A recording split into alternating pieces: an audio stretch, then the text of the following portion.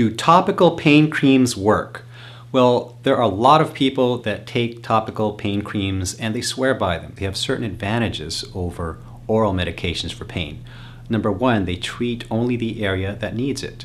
In doing so, you avoid ingesting a drug which goes into your bloodstream and has to be cleared out by your liver and kidneys, which could lead to side effects like nausea, gastric issues, and even renal failure. With topical pain relieving products, they get absorbed through the skin, and some of it does get into the bloodstream, but not at a very high concentration. As a result, you don't get the side effects associated with the oral medications. Some types of topical pain relievers are better than others depending on the situation. For example, the ones containing acetyl salicylic acid or aspirin tend to be better for deep muscle pain and inflammation, whereas the ones that use capsaicin tend to be better for nerve-related pain like post-herpetic neuralgia. Now, topical pain relievers can come in gels, creams, ointments, lotions, sprays, and patches. What are the ingredients in topical pain relievers? Well, there's several types. They can include non-steroidal anti-inflammatories like ibuprofen, opioids, and acetyl salicylic acid, aspirin, capsaicin, menthol, and camphor, and also some botanicals such as Boswellia serrata, arnica. Now, acetyl salicylic acid is an analgesic. Like non-steroidal anti-inflammatories, they inhibit the production of a substance called prostaglandins. Prostaglandins are produced in various tissues throughout the body, and they're involved in inflammation. So the mechanism of action of the analgesic, or aspirin, is reducing the inflammatory effect. Another ingredient that is commonly found in topical pain relievers is capsaicin. What it does is bind to the endings of nerves that are involved in chronic pain, and it causes them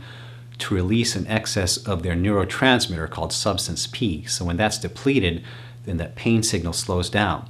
So initially with topical creams including capsaicin, you'll feel an increased heat and irritation to the skin, and then you'll feel the pain relief. A third ingredient in topical pain relievers are the counter-irritants, primarily camphor and menthol. Menthol creates a cooling effect, and the theory here is that they override the pain signals and you instead feel this nice cooling sensation until that effect wears off. Biofreeze and Sombra and Icy Hot, these are the typical counter-irritant type pain relievers that are over the counter. And we have MSM. MSM stands for methyl sulfonylmethane. MSM has been used traditionally for osteoarthritis, joint pain, inflammation, tendonitis, bursitis, these types of things. There's cetyl myristoyate, typically used for skin disorders, especially those that are like autoimmune. Botanicals are commonly used in pain relieving lotions. Three common ones are arnica, Boswellia serrata, and comfrey root. There's a popular topical pain relieving product on the market that's flying off the shelves,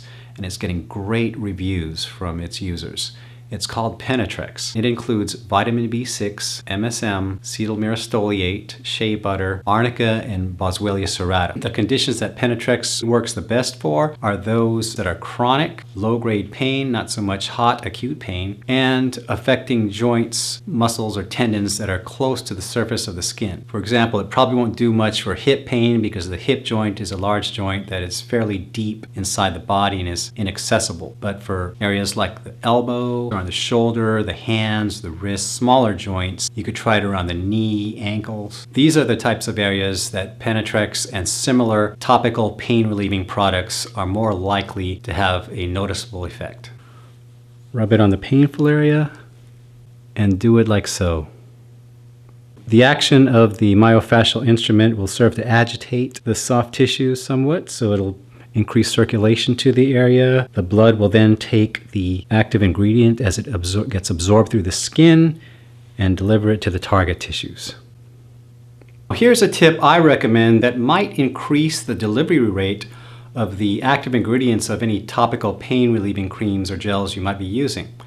And that is to do some brisk exercise for 30 to 40 minutes prior to applying the topical pain reliever gel. What this does is increase circulation to your muscles. It increases blood circulation to your skin as well. So as you put on the topical pain relieving gel and it absorbs through your skin, there's more blood available to deliver it to the target area. It could be something as simple as a light jog or walking on a treadmill, doing some jumping jacks, some floor exercises, anything to get your heart rate up and cause you to sweat a little, breathe a little harder. So in review, topical pain relieving agents, while the research shows that there is only moderate benefit, are still very popular because they have the benefit of treating just the area of complaint, so there's less side effects. If it's over the counter, it's probably safe for you to try. For the ones that are prescription, ask your doctor if it's appropriate